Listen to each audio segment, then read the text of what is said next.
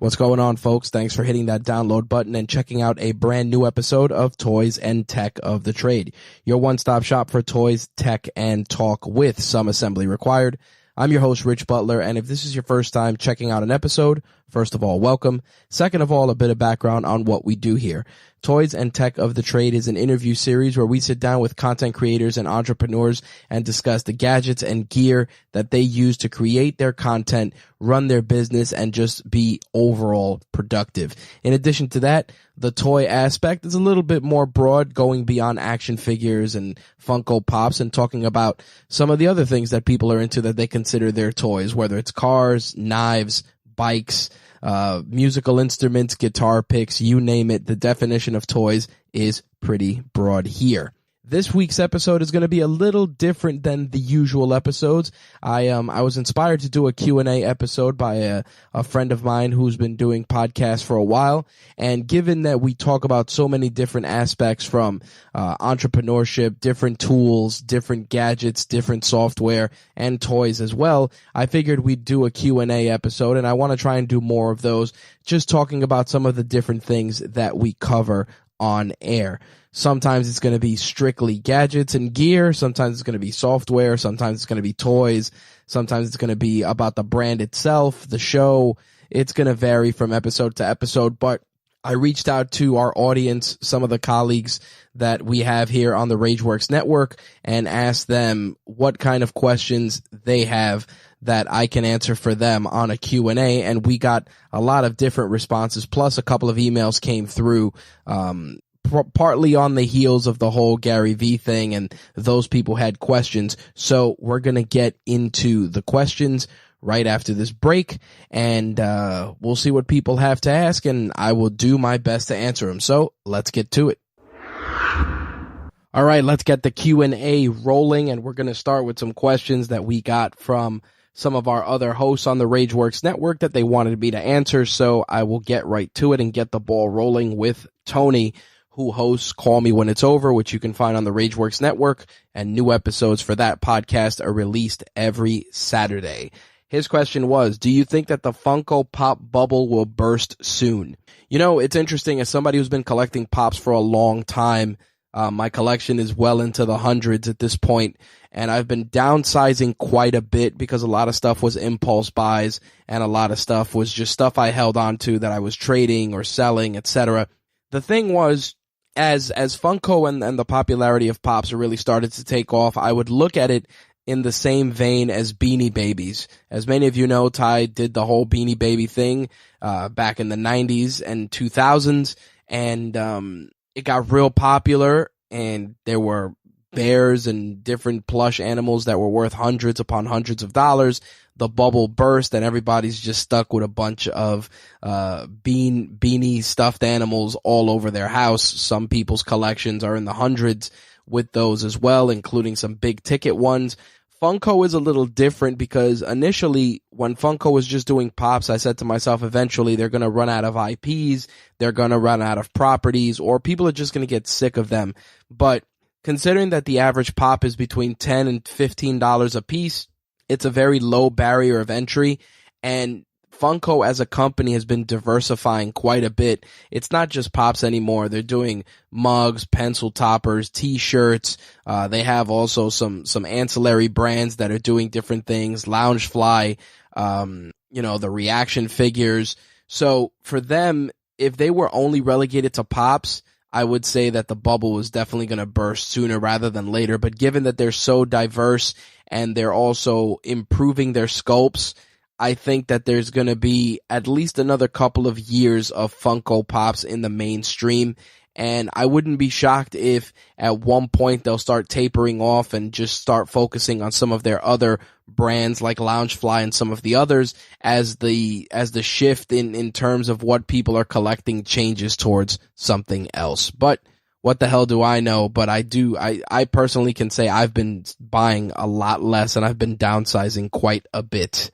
Another one of our hosts sent a question, and that is our very own Jay Santee. This one's a gaming question, and he said, what is the most anticipated gaming console on the horizon? You know, with E3 behind us at this point, it's a very interesting question that can go in a couple of different directions, and there's really no right answer. And the reason I say this is because, as many of us know, PlayStation definitely has a PlayStation 5 on the horizon, and it's been talked about quite a bit. And Microsoft is trying to make a very, very strong showing as well with their brand new Xbox Scarlet hardware, which we'll be seeing next year. But the thing about it is that as of right now, if we look at all three companies, Sony, Nintendo, and Microsoft, each one of them fulfill a particular niche. And I think that when people wanted to get a complete entertainment experience, Microsoft was really the console to focus on, because you'd be able to watch Blu-rays, watch 4K in the case of the new Xbox systems, stream your content, play some of the latest and greatest games, have a really good community with Xbox Live. But obviously that changed quite a bit with Sony not only delivering a slew of amazing AAA titles, but just focusing on what brought them to the dance in the first place, and that was really good games.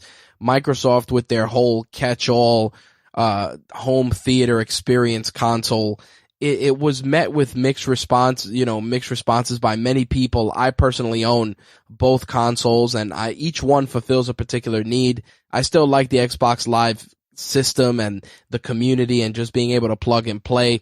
So I play a lot of my first-person shooters on that system. Some of the single-player games are being played on that system, and even some multiplayer stuff. My PlayStation is primarily my fighting game console, although I have branched out into some other console exclusives, God of War, Drake, etc. But Nintendo's really the company that has stepped it up quite a bit. They came out with the Switch and created this wonderful console that has a mix of classic nostalgia games, but also really awesome new IPs that are debuting on the system and giving gamers just a breath of fresh air in terms of a mobile experience. So in terms of what to be, what I feel I'm anticipating, or what's the most anticipated console, on paper, I gotta say the PlayStation, especially fresh off the heels of PlayStation 4's victory in the console wars thus far. I think that's the most anticipated console, especially because of all the AAA titles that they bring to the table. Now, personally, for me, the most anticipated console is Xbox's offering, because not only are they offering backwards compatibility, but they're also offering backwards compatibility for a lot of the accessories that the Xbox One S and the Xbox One X currently use. So I definitely feel that Microsoft's trying to keep those other, a lot of other people that have been invested in the Microsoft platform happy by giving us the backwards compatibility. For me, it's a big deal because I still like to play some of my older stuff, and I hate having, 3, 4, 5 consoles just to be able to play certain older things that I'm either playing for the hell of it or that I'm still chipping away at in a backlog of games. So on paper, like I said, PlayStation 5, but personally, it's going to be the Xbox One Scarlet or whatever they're going to call it. So that's where I stand with that. The next one comes from one of my colleagues that used to write for RageWorks and is doing an amazing job now after his college career has ended. That's our very own Captain Quark. Andrew sends a very interesting question, which after our coverage of CE Week this past week it's a very timely question. He writes, will 8K truly be as important as the gaming companies are making it out to sound, or is it just a case of companies future-proofing the next generation? He goes on to add, from my findings, 4K screens still command a hefty price point, and many people are happy with 1080p as long as it runs at a consistent 60 frames per second. So we were at CE Week last week, and we got to see a lot of 8K displays and televisions, and don't get me wrong, they are magnificent pictures, beautiful, beautiful stuff. But in my opinion, and again, this is strictly my opinion, a 1080p television is still great, has a low barrier of entry, it's very cheap, and most importantly, a lot of people, when it comes to 4K, if you're buying a 60-inch TV or bigger, that's when you're really going to start to see the real benefits of something like 4K. 1080p is great for a lot of people. I have one 4K television that I bought for my bedroom that I got a really good price on, and the 1080p TV that I had is now in my living room. And I'll tell you that unless you're watching, a 4K Blu-ray with Dolby Atmos and, the full experience, you can get just as good of a picture from a 1080 Blu-ray watching it on a really good calibrated 1080p television. Now, when it comes to 8K, it's like anything else. It's another buzzword. It's another way to move units. It's the same thing with 3D TVs. At the end of the day, until the broadcast standard catches up to 4K and even 8K, right now we're barely getting 1080p on broadcast television stuff. So with regards to that, just keep your 1080p televisions, and if you get a good deal on a 4K and you want to quote unquote future proof, to use your word, then by all means do so. But listen, unless you're a big movie buff and you have one of the newer consoles and want to enjoy those enhanced visuals, then by all means pick up a 4K TV. But 1080p is still the name of the game. I mean, you can still stream a lot of 1080p stuff and it looks beautiful, and I mean really beautiful, and that's only from straight streaming. 4K, you're not going to get true 4K when you stream. I say this quite a bit, obviously based on internet bandwidth being one of the biggest hurdles. So I think that when it comes to that particular aspect, if you're going to make that jump to quote unquote future proof, then buy 4K media, and definitely buy the console that'll leverage 4K the best with some of the best games in the biz, whether it's a PS4 Pro or an Xbox One X or an Xbox One S. Either one of those will definitely do it. But the Xbox consoles, obviously you get two devices in one because you'll be able to watch 4K Blu-rays on those consoles, which you cannot do on the PS4 Pro. So to answer your question, in short, 8K, while it is important in terms of where the industry is going, it's not something you have to jump on right away. Like I said, it's the same thing like curved televisions and 3D televisions and 3D Blu-rays. It's something that hasn't caught on yet, and at the end of the day, it's the consumer that's going to dictate whether it holds on or not. If you remember when Microsoft came out with the Xbox way back when, everything was being done in HD DVD, and of course, Sony was doing Blu-ray. And eventually one format came above all, and that was Blu-ray, and that was the end of HD DVD. Now with streaming being the name of the game and 4K being, the more welcoming format if you're buying discs, it's one of those things where it's a matter of personal preference. What I'm doing, honestly, is I've been downsizing my Blu-ray collection quite a bit. Just getting some of the casual movies that I like to watch on digital through Vudu and Movies Anywhere, and then the stuff that has amazing effects, the stuff that's just an experience, whether it's like Marvel movies or The Matrix or Lord of the Rings, things like that. I'm picking those up in 4K just because those I want to enjoy in the best experience possible, with the best sound, with the best picture, and I have the television to do it. 8K is, again, I saw some 8K TVs at CE Week. Amazing displays, amazing pictures. Do you need one right away? No. Do you need one within the next year or two? No, because the technology is going to still be expensive, and 4K television prices are dropping very, very fast. And I guarantee you by next year's CES, 1080p's are going to be priced pretty much. 1080p televisions are going to be priced similar to what the old 720p TVs are, where you can buy a TV for $100 and it still be 1080p, and 4K is going to be nice, $500, $600, $700, $800 televisions, in the 55-inch range. And once you're going into the 65 or 70, you'll be able to pick those up for $1,000 and maybe even under that. But again, it's something to keep an eye on, but don't jump in it right away. The next question comes via email from Denise, who asks, Rich, what's going on with the business partner search? I came across your content from the Gary V video on the Bro Advice YouTube channel. Really powerful stuff. Curious to see if you found a business partner. All right. First off, Denise, thanks for the email and checking in. Glad you came across our content, even though, as I've said before, that Gary V video is going on 2 years old, and a lot has changed since then. The one thing that hasn't changed is the search for a business partner, primarily because it's just tough to find somebody who's as passionate about what we do as I am, And it's, it's kind of disingenuous to say it that way because again, it's my business, my brand.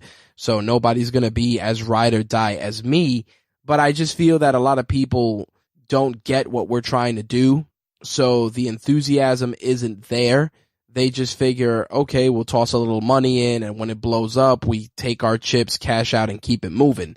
And I think that partly that's because a lot of people just don't share those same interests. And I think that what I'm going to have to end up doing is really going within my circle of friends and colleagues and seeing who really wants to buy in and wants to be involved with the brand in a larger capacity. There are some really good people out there who I'm friends with that I think would just be tremendous assets. But like anything else, it's tough to pitch somebody what's essentially the long game when everybody's looking at trying to make money short term. But right now the search is still ongoing, and the only thing I can add to that is I had one person who was incredibly close, but it just didn't work out in terms of what the expectation was. I think that they thought it would just be a matter of, trying to secure sponsorships or stuff like that for podcasts, but it's bigger than that. Obviously, the brand itself is where the money needs to be coming into, not just obviously the podcast, etc. I mean, that's part of it, but it's only, 25% of the business. There's still written content, YouTube content, event coverage, etc. And I think that, the person had one idea, and once I explained it to them, it just didn't work out. But the search is still ongoing, Denise. But hey, if you know somebody, send them my way. I definitely would welcome a conversation. Next one comes from Rob. Hey, what's going on with the YouTube channel? Things have been a bit quiet. No new videos? ? All right. So the YouTube channel has been quiet just because I've been trying to really figure out what I want to do with the channel. And the reason I say this is because the channel is an extension of the website. And as such, there's gaming stuff, there's podcasts, etc. on there. And while some people like being able to listen to some of these episodes, in their office via YouTube because it's the only thing they have access to, other people just feel that it's disjointed. Other people want me to just focus on the tech aspect. Other people want me to just focus on the toys aspect. It's tough, because RageWorks, if you're not aware, is an acronym, and it's the acronym stands for Rants About Gaming, Entertainment, and the Works. And obviously the gaming is covered courtesy of our very own Slick.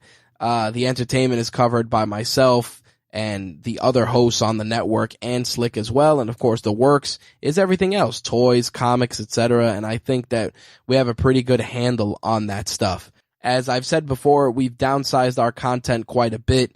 No more wrestling, no more MMA. Wrestling is handled by Jay on Turnbuckle Tabloid, but MMA and everything else that I used to focus on heavily just didn't fit with the brand and where we were going. So in terms of videos, I still put Toys and Tech of the Trade episodes on there, and I'm going to try and put more event stuff on there. Like I'm just trying to figure it out, trying to figure out where I want to take everything. I came across a YouTube channel recently called The Everything Man. The guy who runs the channel, Tem, is he hits it right on the head, man. The Everything Man. And that's kind of how I feel. I feel that, I can talk about comic books, I can talk about video games, I can talk about pro wrestling, I can talk about MMA, I can talk about tech, computers, podcasting. So it's a little tough for me to kind of whittle it down, and I've been doing as best as I can. But as always, if there's something you want to see on the channel that you think would be suitable, or something that you'd like to see, never hesitate to drop me a line, whether it's via email or in the comments section on the group or Twitter or Facebook. I always welcome the feedback. I always welcome ideas from the audience, and we test them out and we see if people like them. So there you have it. I think we're going to do 3 more questions and then we'll save the rest for another Q&A. The next one: what happened with you and New York Comic Con?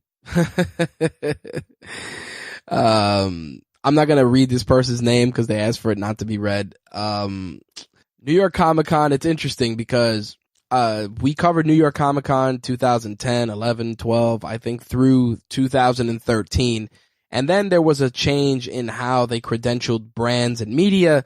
And needless to say, we just didn't meet the criteria for whatever reason. And they never really gave us any specifics. Now, some colleagues in the industry have told me that it's based on the metrics. Others are saying it's based on other things. But the way I see it is, I think that what happened was during that time, a lot of people took advantage, getting badges and things for other people that weren't doing any content or doing any coverage. And as a result of that, a lot of brands either lost out or, the content wasn't something that the people at New York Comic Con were happy with. And as a result, they changed the rules. Now, me personally, I'm not going to throw anybody under the bus, but I saw a lot of that. I saw a lot of people that, got a press pass for 4 days, and they would go 2 days, and then they'd give the badge to someone else who would just wander the show floor and hang out and buy stuff and just basically be a customer. Others would just go and they would get content and then do nothing with it. I've said this before, to people who've asked me that, hey, how do you cover events, etc. And I used to say, listen, you cover the event within the first 24 to 48 hours, you got to get some content out there, whether it's a written post or even social media stuff, but you definitely have to show that you were present at the event, and you got to show real legwork. It's very easy to just throw a couple of lines on a screen and call it a post and that's it. But you might want to talk about the interviews, or you might want to talk about the cosplayers, but you definitely have to have a more, diversity when it comes to the coverage for the event. Now, obviously I can go to New York Comic Con and buy a ticket, but I'm trying to downsize and not buy more stuff. Like, I have a studio full of pops and toys and statues and everything else. So if I'm going to go to New York Comic Con, I want to go to work. I'm being honest. That's what I want to do. I want to go and take photos of cosplayers and meet the creators and talk to some of my favorite artists and share all of that with you guys, whether it's on this show or another podcast or even on the site itself. That's what I want to do. If I wanted to go and buy more pops and statues, etc., I could do that on my own time. But if I'm going to cover an event, I want to give you guys 110% when it comes to that coverage, like we do for Toy Fair. Would I reapply and go back? Sure. I think that, ever since my daughter was born, I'm looking at event coverage a little differently, especially because I want to know if attending this event is going to, number one, bring value to the brand, and number two, is it going to be worth the expense? And that's definitely a big part of it. And honestly, on my bucket list is San Diego and E3. So if I can go and cover one of those, I would do that over New York Comic Con in a heartbeat. But you never know. I might wake up on the wrong side of the bed in August or September and try and apply and see what happens. But for now, that's the short version of my tale of woe with New York Comic Con. So there you have it. What happened to the variant issue? Oh man. This one comes from Sam. I don't think it's the Sam that I know, but in any case, the variant issue was the comic podcast that was hosted by myself and Jimbo Slice. And what happened was that, Jimbo didn't want to sit there and do a podcast complaining about the same stuff, or, just not without the same level of enthusiasm that we always had. And I respect that. I get it. When I did MTR, which is My Take Radio, for those of you that aren't aware, I did 400 episodes of that show, and there were some weeks where I would turn on the microphone and I would really have to force excitement and enthusiasm for some of the stuff I was talking about, because nobody, on top of the fact that I was doing the show for an hour, 2 hours, 3 hours, I didn't want to just drone on with the nonsense, and I think that was when it stopped being fun, is when I realized that it was time to pull the plug.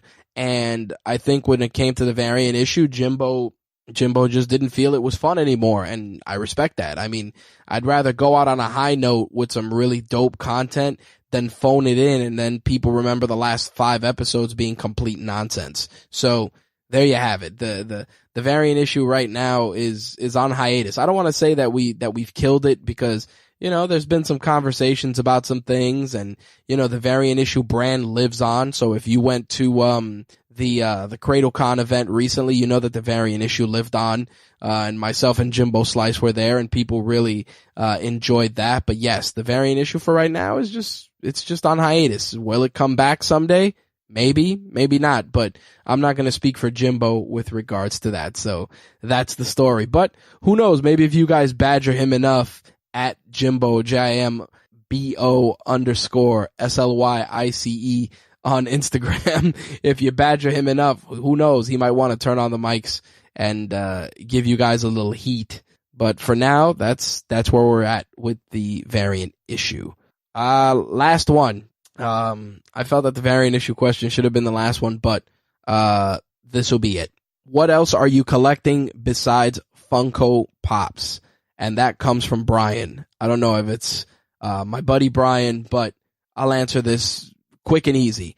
Funko Pops are something that I kind of ventured into over the last few years, but let me tell you, as somebody who was big into comic books for a long time, I collected a lot of comic book action figures, whether it was Toy Biz Marvel, some of the DC figures, even the old Superpowers action figures. My brother helped me get some of those. Marvel Legends, huge Marvel Legends fan, had a lot of those. Anything from Image Comics, I had a lot of Spawn action figures and some of their different properties. And lately it's been Transformers and like old Voltron, especially after the Netflix series came out. I bought the classic Voltron set, which I actually am going to try and put together on our YouTube channel. I think people will like that. So definitely that. And I also got into Transformers heavy, just buying a lot of the stuff that I missed. Power of the Primes, really dope line of collectibles, and Power Rangers. I've been kind of buying some of those big collectibles that I missed out on that Power Rangers put out. The Green Ranger Dragon Dagger, the White Ranger Saba Sword, a couple of Zords, so stuff like that. So that's kind of where I am right now. I did actually buy a One Punch Man action figure that McFarlane put out that we got to see at Toy Fair. So that's pretty much what I'm collecting right now. Like I said, still the occasional pop figure here and there, but definitely downsizing. And actually, I also started getting into the QMX figures too. I forgot to talk about those from Quantum Mechanics. Those are really solid, very small, smaller than Funko Pops, and they have a cool design, so I've been collecting those as well. But I think I'm going to probably do a studio tour within the next few weeks once I get everything situated, because I'm actually doing some renovations in the studio, getting rid of the bat cases that we kept some of the Funko Pops in, throwing in some better shelves, and just unboxing and getting rid of a lot of stuff that I have, statues and different things, either getting rid of them in terms of just getting rid of the packaging and displaying them, or just selling them or trading them with other people. So that's where we're at with regards to what I'm collecting. I'm still buying video games, just not as frequent since I'm not reviewing them. Now that I'm a dad, things are a little more, infrequent when it comes to turning on a console. So, I'm actually picking up Samurai Showdown, which comes out June 25th. So that's going to be a birthday present for me, because love all the fighting games. You can't keep me away from that stuff. All right. So I think that's going to wrap it up for this Q&A episode of Toys and Tech of the Trade. By all means, if you have any questions you want answered on a future episode, you can email me rich@rageworks.net, or you can ask on social media, whether it's Instagram or Facebook, etc. You can find all our social media links in the show notes for this episode. We got a ton of amazing guests on the horizon, including Tem, the Everything Man, who I was talking about, a couple of photographers, and a couple of other really awesome individuals. Preston Hudman, who I've been communicating with after the whole Gary V video. His insight into YouTube is out of this world. I definitely can't wait to sit down with him. Like I said, Tem, the Everything Man, a couple of other people. We're going to talk to some wrestlers and a few other people and really dig into the toys and tech of their trade. So be on the lookout for that in the coming weeks. Thank you guys for checking out this episode, and we'll see you in 2 weeks. Peace.